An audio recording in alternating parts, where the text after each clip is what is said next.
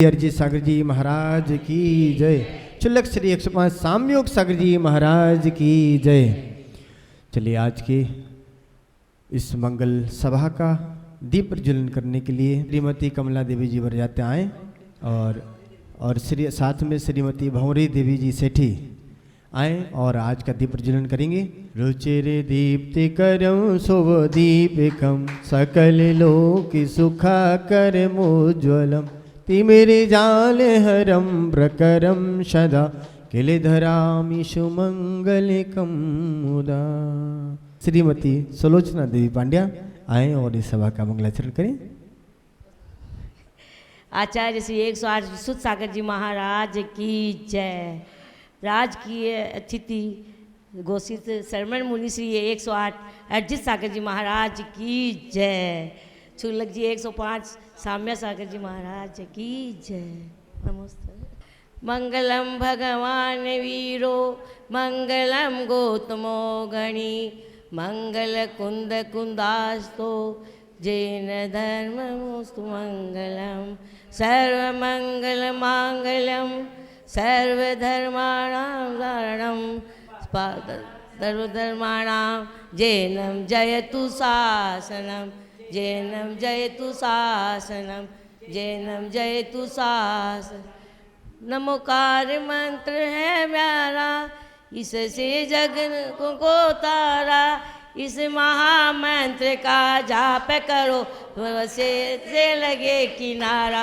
नमो हरिहंताण नमो सिद्धाण नमो आयरियाण नमो उजायाण नमो लोए सब साउण नमो लोए सब साउणम ऐसो पंच नमोकारो सर्वे पाप प्रणाशनो मंगलाढ़ च सर्वेशी परमम हो वै मंगलम परमम हो वै मंगलम परमम हो वै। नमोस्तु महाराज। चलिए हाथ जोड़ लें अपने अपने और गुरुदेव के सिर चरणों में निवेदन करेंगे।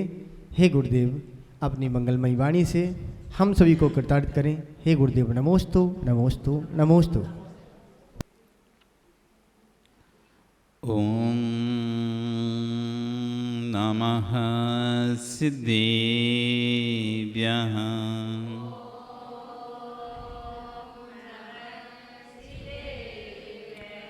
ओम नमः सिद्धेभ्यः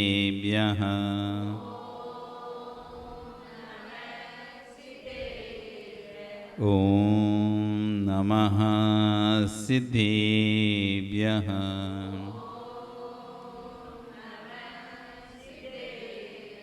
तिर्यणि खग्गिणाय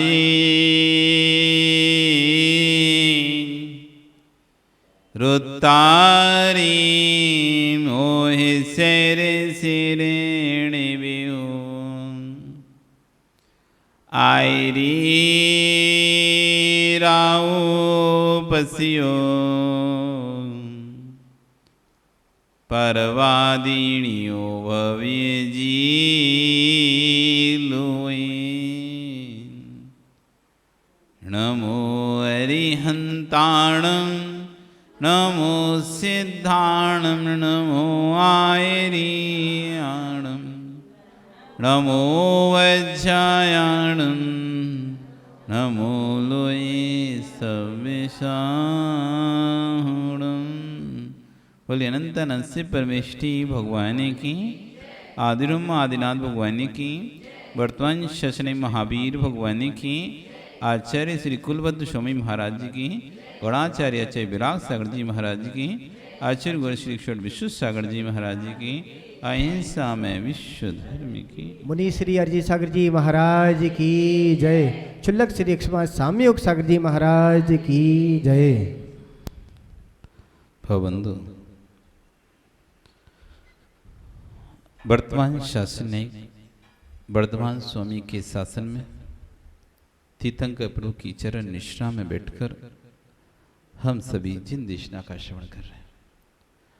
यहाँ पर आचार्यगण कह रहे थे यदि कष्ट से बचना है, दुखों से बचना है, तो अंतरंग में शांति को, संतोष को धारण करना पड़ेगा। आज आचार्य कह रहे हैं कि जो ऊंचा नीचा पना है, जो ऊंच नीच पना हम देख रहे हैं, हमारी दृष्टि में सामभाव नहीं है, इसलिए ऊंचा नीचा पना है। या वस्तु स्वरूप का वास्तविक बोध नहीं है, इसलिए ऊंचा नीचा पना है। पर वस्तु से हम किसी को ऊंचा गिनते हैं और पर वस्तु से हम किसी को नीचा गिनते हैं। किसी के पास ज्यादा धन पैसा तो ऊंचा आदमी, बड़ा आदमी, जिसके पास नहीं है छोटा आदमी, जिसका ज्यादा नाम फेमस है तो बड़ा आदमी, जिसके पास ज्यादा भीड़ है तो बड़ा आदमी। आचार्य कहते हैं कि लोग साधु की पहचान, बड़े छोटे साधु की पहचान किससे करते हैं? जिसके पास ज्यादा भीड़ आती है, अथवा जिसके बढ़िया बढ़िया बोलियां लगती हैं, बड़े बड़े कलश जाते हैं, ऊंचे ऊंचे महंगे महंगे कलश जाते हैं, बड़ा साधु है ऐसा। लाखों के कलश गए इसके पंचकर्ण चतुर्मास के, लाखों का करोड़ों कलश गया, ये बड़ा साधु। और इनका तो 21,000 का ही गया, ये छोटा साधु। इनका तो कोई इतना, मतलब आदमी ऐसा समझता है कि जिस साधु के जितने ज्यादा महंगे कलश गए वो बहुत बड़ा साधु है भाई। इसको चाहने वाले हैं, इसके बड़े बड़े लोग इनके भक्त हैं। जिसके बड़े बड़े लोग भक्तों, पैसे वाले खूब भक्तों, वो बड़ा साधु। जिसके बहुत बड़े बड़े कार्यक्रम, बड़ी बड़ी स्टेज, बड़े बड़ा बोताव ताम झाम, ये बड़ा साधु। वो सामान से टाटे बैठा छोटा साधु, सामान से स्टेज छोटा साधु नहीं। आज नहीं कहना, हमने पर वस्तुओं को देखकर ऊंचा नीचा चीज को बनाया है। साधु भीड़ से बड़ा नहीं होता, साधु अपने रत्नत्रय के पालन करने वाला सभी एक ही है। चाहे जिसके पास करोड़ों का कलश जा रहा है, वह भी अपने रत्नत्रय का पालन कर रहा है। जिसका हजारों कलश जा रहा है, वो भी सम्यक दर्शन ज्ञान चाहे रत्नत्रय का पालन कर रहा है। वो भी उन्हीं 28 मूल गुणों का पालन कर रहा है, उतने ही मूल गुणों का पालन वो भी कर रहा है। जब आप मूल गुणों से दृष्टि देखोगे, ना तुम्हें कोई बड़ा दिखेगा ना कोई छोटा दिखेगा। जहां तुम पर वस्तु की अपेक्षा लोगे, वहां तुमको बड़ा छोटापना दिखाई देने लगेगा। सोने के गिलास में पानी रखा है, एक चांदी के गिलास में पानी रखा है, एक स्टील के गिलास में पानी रखा है। अच्छा तो जमीन पे कौन सा वाला गिलास रखोगे? तो आपकी घर का पानी है, एक ही स्थान का पानी है, एक ही जगह से आया है, पर 3 गिलास में पानी रखा है। एक सोने के गिलास में, एक चांदी के गिलास में और एक स्टील के गिलास में रखा है। आप बताओ ऊंचा कौन को रखोगे?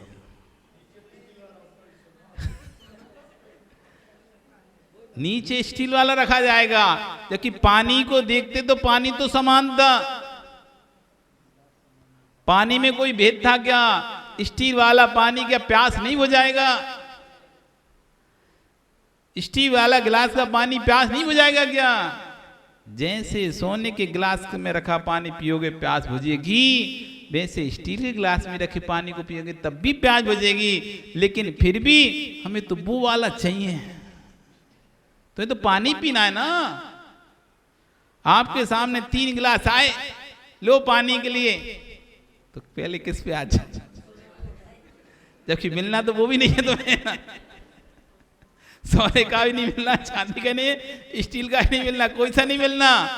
लेकिन जैसे ही गिलास, सोने वाला गिलास देखा, इसमें पानी पिएंगे हम तो। उसको ऊपर रख रहे हैं, नीचे रख रहे हैं दूसरे को। ये ऊंचा नीचा भेद किया किसने? वस्तु में भेद था क्या? वस्तु में भेद था क्या? पानी तो तीनों में एक ही जगह का था, एक ही स्थान का था, तीनों में पीने का पानी था। ऐसे नहीं भाई उसमें पीने का नहीं था इसलिए महाराज जी हमने उसको नीचे रख दिया, इसमें पीने का इसलिए ऊपर रख दिया। देखो सुरेश जी, कभी तुम देखना कलश रखे हो, धातु का कलश रखा हो, चांदी का कलश रखा हो और सोने का कलश रखा हो, तो पहले कौन सा वाला उठाया जाएगा? सबसे पहले हम करेंगे। हम करेंगे, इससे हम करेंगे, और दूसरे ने उठा लिया तो झगड़ा भी कर लेंगे। क्या है ये भेद? किसमें? आश्चर्य कर रहे हैं, मैंने वस्तु में ऊंचापना देखा, मैंने वस्तु में नीचापना देखा। मैं वस्तु को यदि समझ लेता, समीकरण बिठा लेता, तो ना तो ऊंचापना था न वस्तु में नीचापना था। हमें बाहर की वस्तु को देखकर, बाहर की पदार्थों को, बाहरी पदार्थों को देखकर ये भेद ही नहीं कर पा रहे। आत्मा में कोई ऊंचा नीचापना नहीं है। आत्मा में कोई ऊंचा, जैसा ज्ञान गुण आपके अंदर है वैसा ही ज्ञान गुण दूसरे के अंदर भी है। किसी को अशुभ मत बोलो, किसी को अशुभ मत देखो, किसी को हीन मत देखो। ये पर्याय की हीनता दिखाई दे रही है। आत्मा के गुणों में किंचित मात्र भी हीनता नहीं है। जैसे ज्ञान गुण आपकी आत्मा का धर्म है, ऐसे ज्ञान गुण उसकी आत्मा का भी धर्म है। पर वस्तु से मैंने निष्ठा को देखा, पर वस्तु से मैंने ऊंचाइयों को देखा, पर वस्तु से मैंने उच्चपन देखा, पर वस्तु से मैंने नीचपन देखा। स्व वस्तु को से देख तो ना तो उच्चपन दिखेगा ना नीचपन देखा, दोनों में समीकरण है।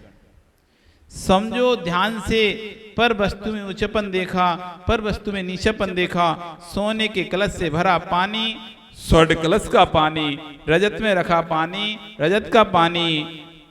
एक जमीन, एक कुर्सी पर रखा है और एक जमीन पर रखा है। एक ऊंचा रखा है, एक नीचा रखा है, पर वस्तु संबंध से पानी में भेद दिख रहा है, जबकि पानी में किसी प्रकार का भेद नहीं था। ज्ञानियों, दोनों पानी के स्वभाव को देखा जाए तो वो भी शीतलता को प्रदान करता है, ये भी शीतलता को प्रदान करता है। जब दोनों में समीकरण करना होगा, शीतल धर्म जैसे हम बोलेंगे, चाहे रजत में पानी हो चाहे स्वर्ण में पानी हो, दोनों एक ही कैटेगरी में आ जाएंगे। ऐसी आचरण कर रहे हैं, चाहे धनिक हो चाहे निर्धन हो, दोनों के लिए शांति चाहिए है तो समीकरण बिठाओ, संतोष को धारण करो। दोनों ही अपनी इच्छाओं की को ऊपर नियंत्रण कर लें तो दोनों ही संतुष्ट हैं। दुखी कोई है ही नहीं जगत में। वास्तव में जगत में कोई दुखी है ही नहीं है। दुख तो हमने बना के रखा है, आकांक्षाओं का, महत्वाकांक्षाओं का, इच्छाओं का, तृष्णा का, आशा का, असंतोष का। इन सब से परे हो जाओ, आपको दुख महसूस ही नहीं होगा। दुख महसूस ही नहीं होगा। दुख महसूस हम करते हैं वस्तु की पर की इच्छा की चाह करके। बहुत सारे दुख तो हम स्वयं खरीदते हैं अपने हाथों से। बहुत सारे दुख तो हम स्वयं चलाकर खरीदते हैं। कर्म का उदय का दुख तो बहुत कम है और अपने बनाए हुए दुख बहुत ज्यादा है हमारे पास। कर्म के उदय के दुख तो बहुत कम है, हमारे बनाए हुए दुख ज्यादा है। ये हमारे स्थान पे बैठ गया, अब ये दुख हो रहा है। ये हमारे आगे बैठ गया, यही दुख हो रहा है। ये हमारी बात नहीं सुन रहा है, यही दुख हो रहा है। अब इसमें कर्म का कौन सा उदय बताओ? अब तुम दुखी हो रहे हो, अब तुम दुखी हो रहे हो। कोई तुम्हारे आगे आके बैठ गया, अब तुम दुखी हो रहे हो। अब कौन सा कर्म का उदय है तुम्हें दुख होने के लिए? कोई कर्म का उदय नहीं था, हमने अपने आप को दुखी कर लिया, बैठ गया, कोई बात नहीं, हम शांति। अब भाई मैं दुखी हो रहे, कोई ने आपका, आप थोड़ी देर के लिए उठ के गए, किसी ने आपका बुड्ढा उठा लिया, इतनी सी देर में उठा लिया जितनी, अब तुम गए नहीं, बस 1 मिनट भी नहीं हुआ और कोई आकर दूसरा बैठ गया। अब देखो तो दुख चालू हो गया। कहाँ दुख था? हम दूसरा उठा के बैठ गए। अब दूसरा उठा के ला भी गए, बैठ गए, देख तो हमारे इतने बैठ गए। बार बार विचार करें उसको, मतलब कुल मिला के उसके कान तक पहुंचाना है हमें कि तू हमारे पे बैठे, भूल मत जा। मतलब सामने वाले तो फील कराना चाहते हैं, सामने वाला समझ जाए कैसे भी करके कि तुम हमारे पे बैठे हो, हम उधर गए थे तो तुम बैठ गए। दुख है कहाँ? दुख उत्पन्न किए जाते हैं, दुख उत्पन्न किए जाते हैं। घर में कोई सो के नहीं उठ रहा और तुम बार बार धका रहे हो और चिल्ला रहे हो, रो रहे हो। अरे नहीं उठ रहा, मत उठ, सोता रहे। अब नहीं उठ रहा तो तुम दुखी हो रहे, उठ जाएगा जब उठना, सोने दो, पड़ा रहे, हिला रहे, जबरदस्ती परेशान कर रहे, खुद भी परेशान हो रहे, दूसरी परेशान। कितना घर से जब निकलते हैं तो कितना क्लेश होकर निकलता है। बहुत से लोग तो ये सो के अभी तक उठा नहीं है, बहू अभी तक उठी नहीं है, और आप निकले आओ, अब आप सास बन गए, अब बहू सो रही है और तुम उठ गए। अब बताओ कितना क्लेश होता है तुमको, देख देख के क्लेश होता है उससे। वो जब जब सो दिखी सोई दिखी फिर क्लेश होगा। हमारी सास थी तो हमको तो 5 बजे उठा देती थी, हम तो हमारी सास थी तो 5 बजे उठा देती थी, सोने नहीं देती। और ये देखो पड़ी है महारानी, उठती नहीं है। कह के थक गए हम तो। जमाना चेंज हो गया, पर क्लेश कहाँ चेंज हुआ है। अब मन में पहले तो चिल्ला देते थे, उठा देते थे, जबरदस्ती हाथ पकड़ के खींच देते थे। अब जमाना चेंज हो गया तो चिल्ला नहीं पा रहे, खींच नहीं पा रहे, पर मन में अंदर ही अंदर तो कुड़ रहे ना। जमाना चेंज हो गया। पहले की सास होती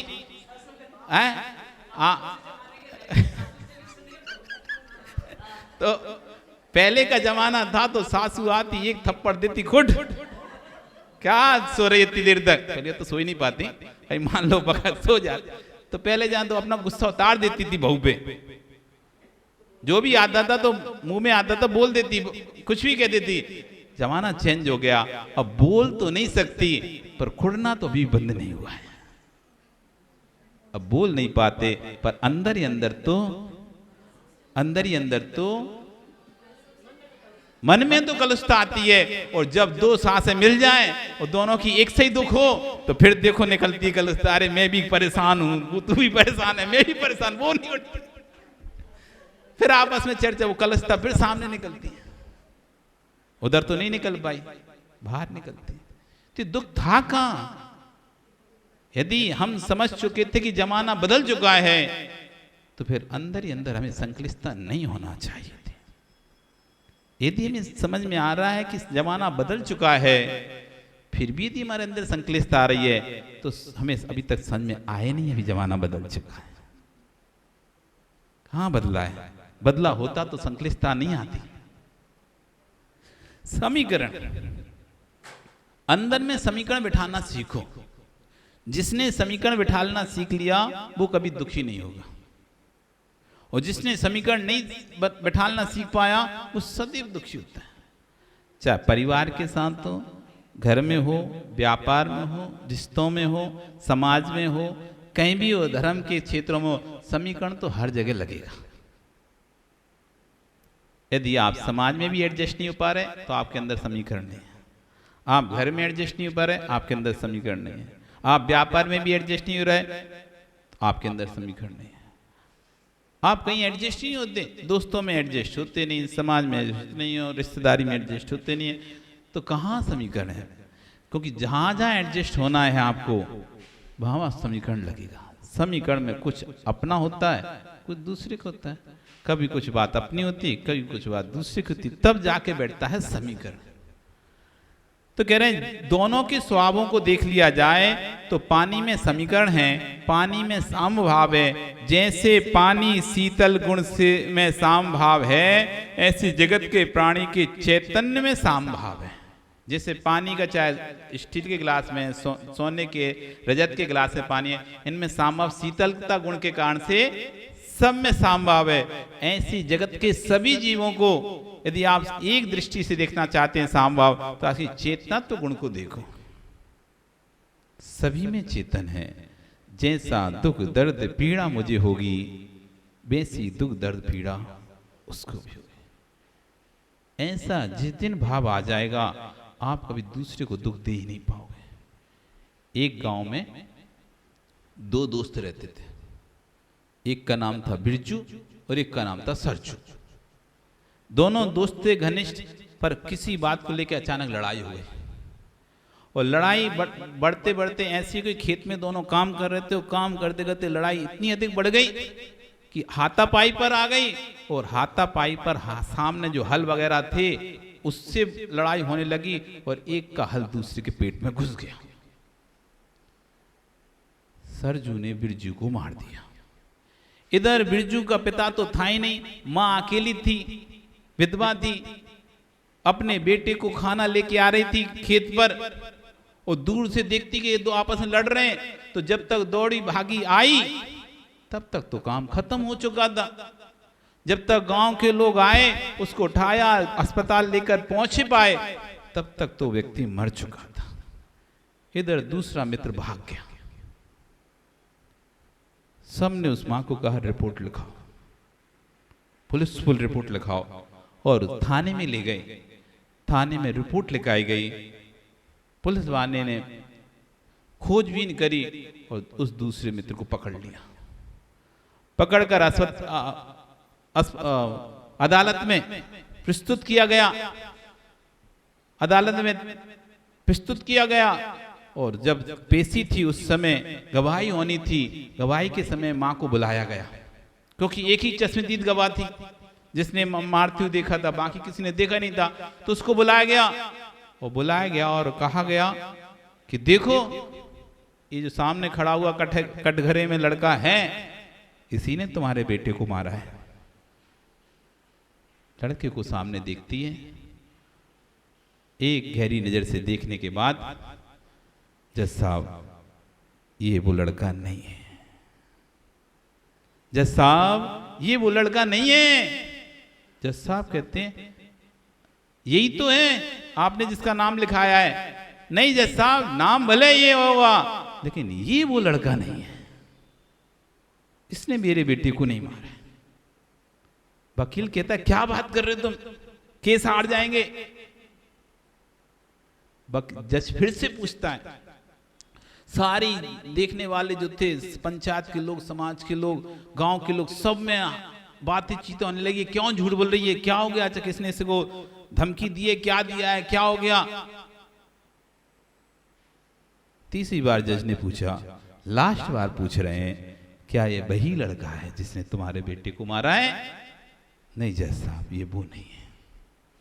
तो अब जब कोई सबूत ही नहीं है तो सजा किसकी? जब वो लड़का ही नहीं है तो सजा किसकी?